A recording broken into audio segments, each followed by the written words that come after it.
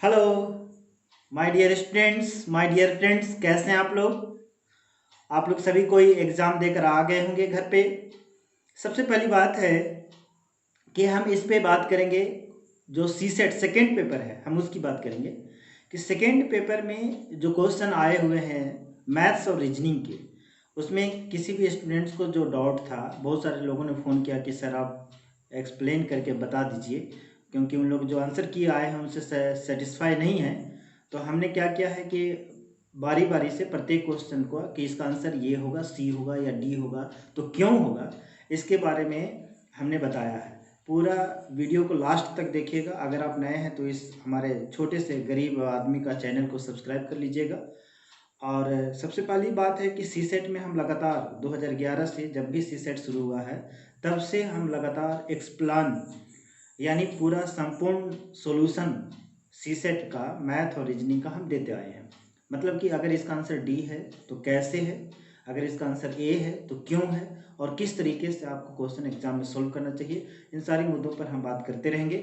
और सबसे पहला चीज़ हम बिना देर किए हुए आज बात करेंगे कि इस आंसर की, जो बहुत से लोगों ने जो एग्ज़ाम अभी यूट्यूब पे देखे हैं, बहुत सारे स्टूडेंट्स, और उन्होंने मुझे फ़ोन किया, बेसिकली मुझे फ़ोन किया कि सर आप एक्सप्लेन करके बता दीजिए कि इसका आंसर ये है तो क्यों है। तो मैंने क्वेश्चन को बनाने का प्रयास किया है। जो हमारे पास बच्चों ने जो क्वेश्चन पेपर उपलब्ध कराए हैं उनमें से क्वेश्चन को मैंने उपलब्ध करके मैंने बनाया है। और अभी मैं जस्ट, आप इस वीडियो को लगातार तक देखिएगा कैसे होगा। हालांकि बोर्ड पे इसलिए नहीं बता रहा हूँ ताकि, क्योंकि इस पे दिखाई नहीं देता है, आप लोग को प्रॉब्लम हो जाता है, इसलिए मैं कॉपी पर इसको बनाया हूँ कि कैसे इसका आंसर। जैसे मान लिया जाए कि ये क्वेश्चन है सेट ए का है ना, कि 1 × 5 × 10 × 20 × 25 30 ये सब है और 60 तक है। कहता है कि इसमें कितने जीरो होंगे, जीरो की संख्या पूछ रहा है, तो जीरो की संख्या, इसमें जीरो की संख्या कितनी आई है, तो जीरो की संख्या यहाँ पे आप देख रहे हैं कि इसका आंसर कितना आया है भाई, 10 आया है ना। तो 10 क्यों आया है ये एक्सप्लेन करके हमने बता दिया है। फिर आगे इस तरह के जो क्वेश्चन है एक्स वाई जेड करके, जितने भी क्वेश्चन हैं, सारा जो क्वेश्चन है उसको हमने एक्सप्लेन करने का प्रयास किया है। जैसे मान लीजिए कि इसमें आप देख रहे हो कि सबसे बड़ी संख्या पूछा जा रहा है, घातांक करने का ये क्वेश्चन है कि सबसे बड़ी संख्या है ये है। तो इसको अभी आप एंड तक देखिएगा, आप इसको स्किप मत कीजिएगा, है ना। हेलो मेरे दोस्तों, अब देखिए यहाँ पे मैं आपको बताने जा रहा हूँ कि जो भी क्वेश्चन आपका सी सेट में पूछा गया है वो किस तरीके से सही होगा। हालांकि हमने क्लासरूम में भी ऐसे क्वेश्चन का जिक्र किया था, चलिए कोई बात नहीं।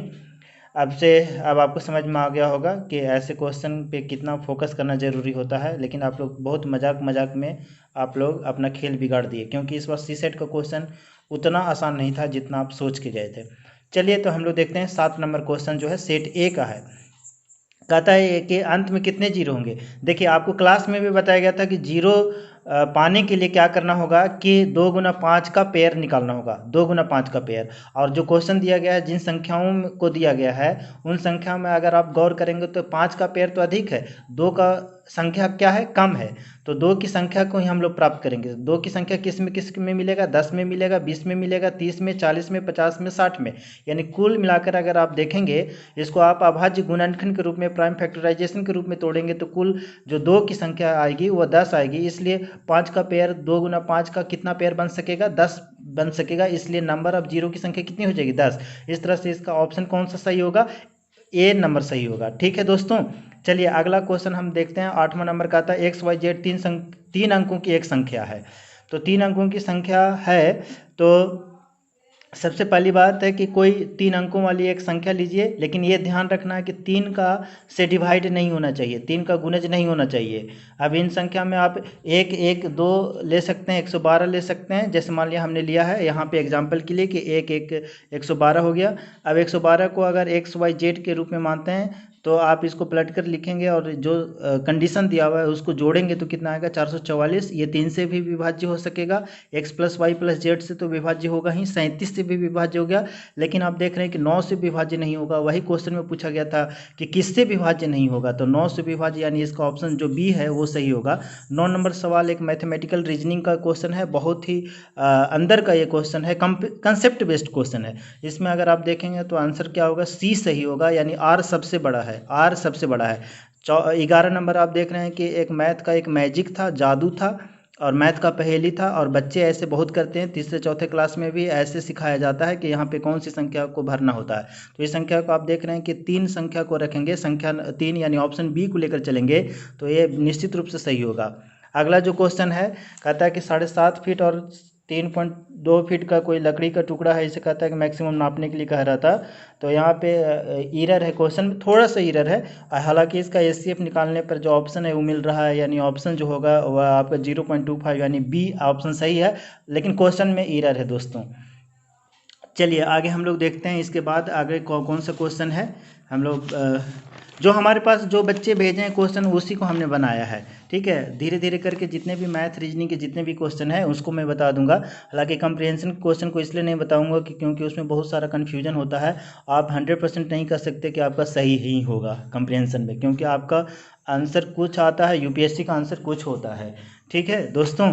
तो इसमें आप देख रहे हैं कि एक था नंबर सीरीज का, इसमें 36 सही हो जाएगा, ठीक है। फिर कहता है रीजनिंग का था कि 12 जनवरी को रविवार है तो कौन सा सही है, तो इसमें ऑप्शन सी कैलेंडर से क्वेश्चन पूछा गया। हालांकि हमने गेस पेपर में जो अपना निकाला था यूपीएससी सी सेट के लिए उसमें भी कैलेंडर डाला था। तो इसमें क्या है कि ऑप्शन सी हो जाएगा, 12 जुलाई को रविवार है क्योंकि यह एक लीप वर्ष है तो, ठीक है। 37 नंबर क्वेश्चन देखिए, बहुत ही संख्याओं से रिलेट करके क्वेश्चन पूछा, बेसिक क्वेश्चन है एकदम, बेसिक न्यूमरेसी ऐसे ही क्वेश्चन को कहा जाता है। कहता है 1 और 100 के मध्य ऐसी कितनी पूर्ण संख्या है जो एक अंक 4 है लेकिन 4 से विभाज्य नहीं है। तो ये आपको खुद से लिख के तय करना था कि ऐसी कितनी संख्याएं होंगी।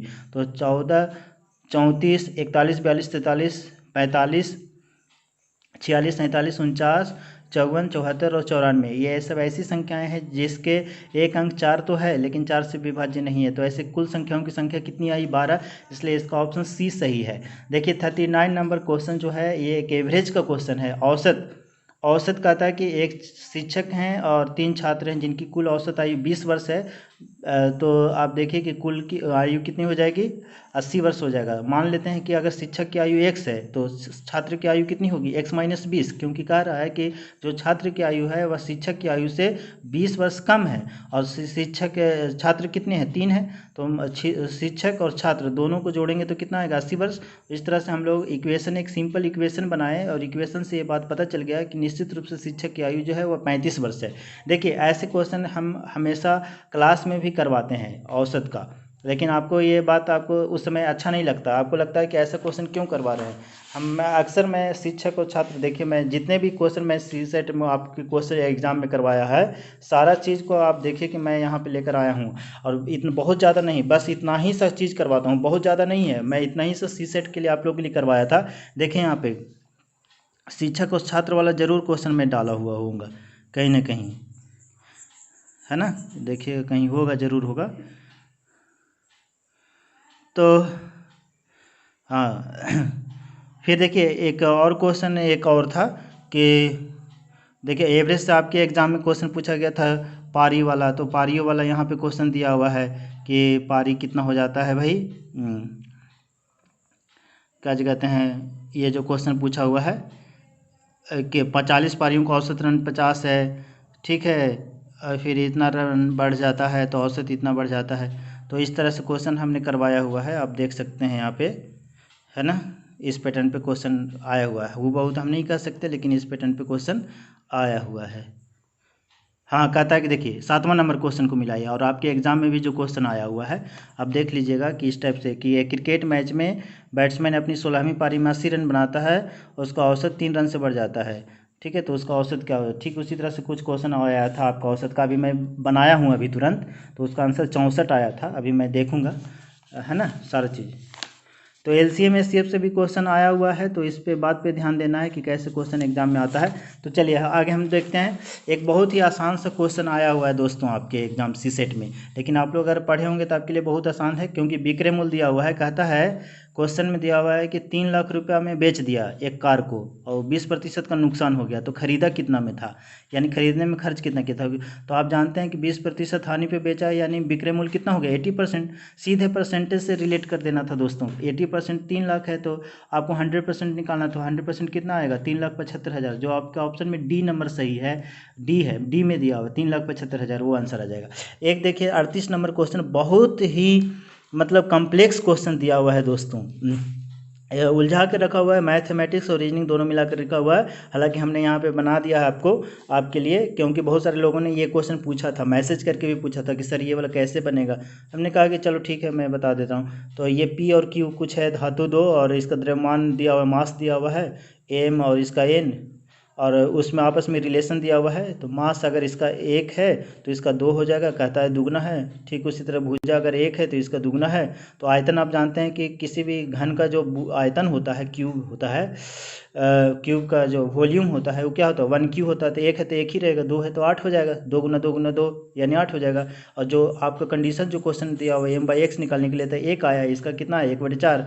तो जो u है वो v का कितना है, 4 गुना है। तो u जो है v का 4 गुना है, यानी ऑप्शन ए सही था इसका।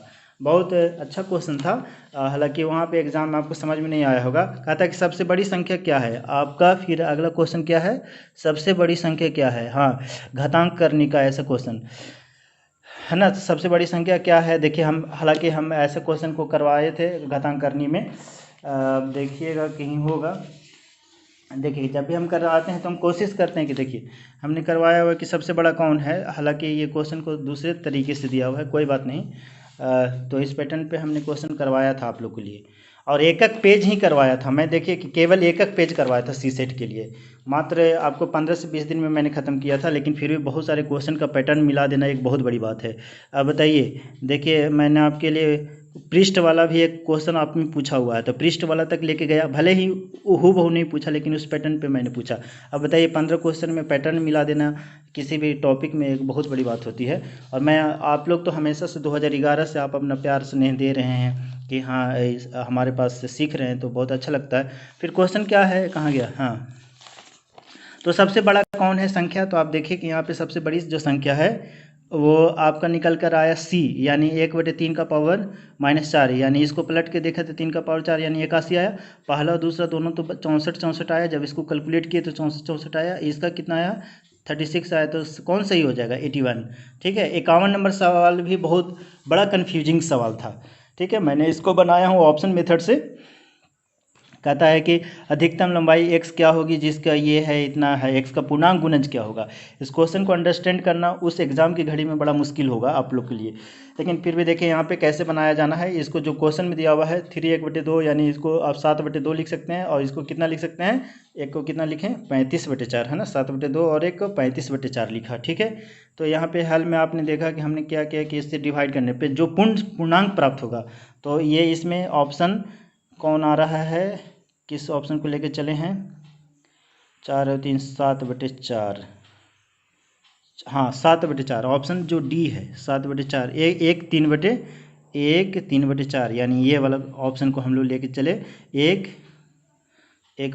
हाँ 3/4, यानी ये 7/4 और 3 7/4 आ गया, 7/4 आ गया, है ना।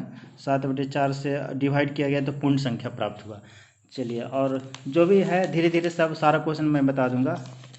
और क्या क्वेश्चन कहता है, हाँ कहता है एन के किस मान के लिए इतना है, तो इसका आंसर क्या हो जाएगा, सी हो जाएगा। ये बहुत अच्छा कंसेप्चुअल सवाल है कि इसका योग क्या होगा।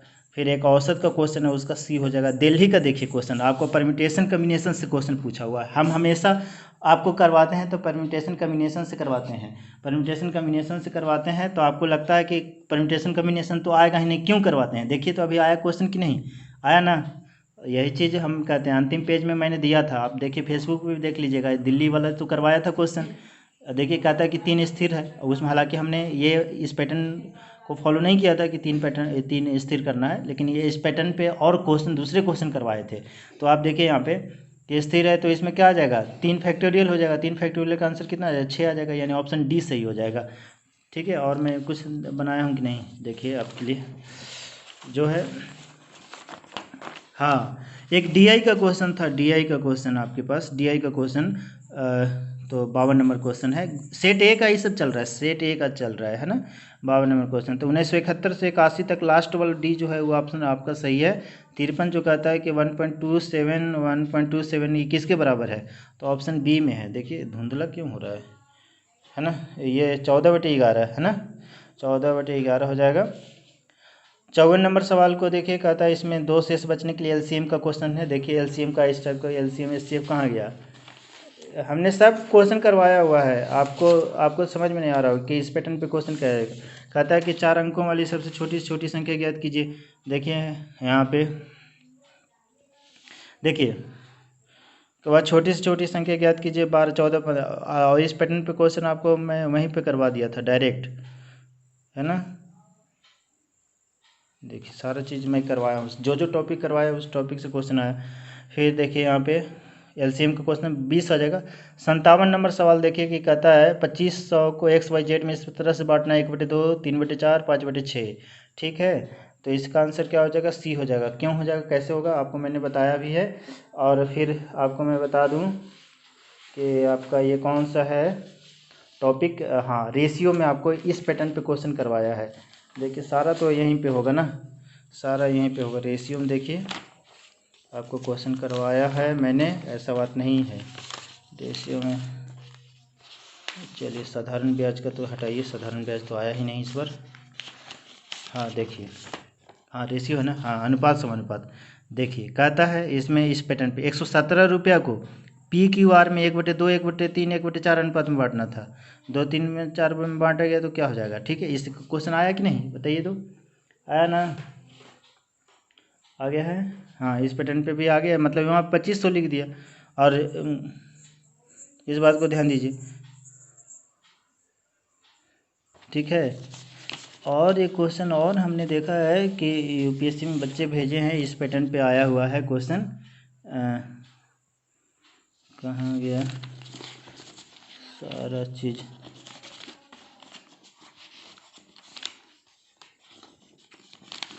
देखिए एक ये ऐसा क्वेश्चन भी आया है ना, चीनी वाला। ये कि मतलब कि नहीं नहीं, वो प्रतिशत का ना हो गया, एलिगेशन से, है ना, कि 2 बर्तन 2 कनस्तर, ये वाला कि 7:5 में इसमें से 9 लीटर मिश्रण निकाल कर उसके स्थान पर बी द्रव डाल दिया गया। ऐसे क्वेश्चन आया हुआ है, बच्चे भेजे थे। अभी मैं बना के बताऊंगा सारा क्वेश्चन, क्योंकि जो याद आ रहा है उसे मैं बता रहा हूँ आपको, जो जो क्वेश्चन भेजा गया है। फिर मैं आपको बता दूँ, देखिए हमने प्रॉफिट एंड लॉस में जब मैं आप लोग का टेस्ट लेता था तो आप लोग, मैं बोलता था कि ऐसे क्वेश्चन आ सकते हैं। 2 क्रमिक बट्टे वाला आया कि नहीं, पहला ही क्वेश्चन टकरा गया। बताइए 20% 10% 2 क्रमिक बट्टे, तो आप लोग बोलते थे कि नहीं सर ये सब क्वेश्चन आएगा, ऐसे क्यों आएगा, ये वो ऐसे कैसे होता। देखिए सारा चीज़ आया हुआ है। तो इसमें प्रॉफिट लॉस में वाला भी क्वेश्चन आ ही गया। तो सारा क्वेश्चन आया हुआ है, इसलिए ध्यान देना आप लोग कि कैसे पढ़ना है, मैं बताऊंगा हमेशा। हम तो इसलिए सीसेट के लिए हैं ही शुरू से लेकर अभी तक। फिर भी कहाँ गया प्रॉब्लम 9, बोर्ड्स एंड स्ट्रीम से भी क्वेश्चन आ गया। हम आप लोग का अपना मन से करा रहे थे, आप लोग कह रहे थे कि नहीं सर बोर्ड एंड स्ट्रीम नहीं आएगा। देखिए ये ऐसा क्वेश्चन आया, 15 नंबर क्वेश्चन टाइप का आया हुआ है। हम देखे थे क्वेश्चन, अभी हम सब सारा सोल्व करके बताएंगे। कह रहा है कि एक नाव शांत जल में 1 घंटे में 6 किलोमीटर जाती है, परंतु वह धारा के प्रतिकूल यही दूरी चलने में 3 समय लेता है। धारा की चाल क्या है? उसमें अनुपात कुछ पूछा था इसी टाइप से, इस बेस पे मतलब क्वेश्चन पूछा हुआ है। तो ये सारा है दोस्तों। चलिए कोई बात नहीं, हम जितना भी आप लोग को कराए हैं, ज़्यादा नहीं करवाए थे, इतना ही टॉपिक करवाए थे जितना आपको दिखाई दे रहा है यहाँ पे सारा चीज़ इससे। और क्लासरूम में इतना से ज़्यादा नहीं करवाया, मतलब सारा चीज़ यहीं पे है ना। तो आज मैंने वही चीज़ देख रहा था कि जो हमने करवाया वो आपका निश्चित रूप से आया है एग्ज़ाम में। ठीक है दोस्तों, फिर अगला वीडियो में और सर क्वेश्चन को करवा दूँगा।